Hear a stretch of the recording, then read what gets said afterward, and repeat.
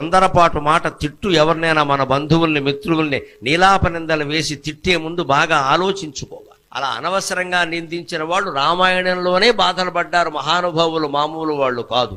అగ్ని ప్రవేశం అప్పుడు సీతాదేవిని అనేక రకాల మాటలు అన్నాడు రామాయణంలో రాముడు. ఇప్పటికీ దాన్ని విమర్శిస్తారు చాలామంది హేతువాదులు. వాళ్ళు పూర్తిగా చదవక విషయం తెలియక అన్నాడు, అనేక రకాల మాటలు అన్నాడు.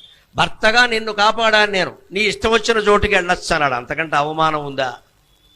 ఆ మాట ఎందుకు రాముడి నోట వచ్చిందో తెలుసా?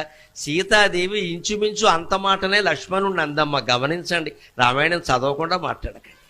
మాయలేడి కోసం ఆయన వెడితే హా సీత హా లక్ష్మణ అని అరిస్తే వెంటనే ఈయన్ని వెళ్ళమంటే నేను వెళ్ళనమ్మా, నీకు తెలియదు ఇది రాక్షస మాయ. వాడు అనేక రకాల మాయలు చేసేవాడు మిమిక్రీ చేయలేడా? మిమిక్రీ చేసేవాళ్ళు బోళ్ళు మంది ఉన్నారు ఇక్కడ. అలాగే వాడు రాక్షసుడు లేడి వేషంలో వచ్చాడు, ఇప్పుడేమో ధ్వనిని అనుకరించాడు.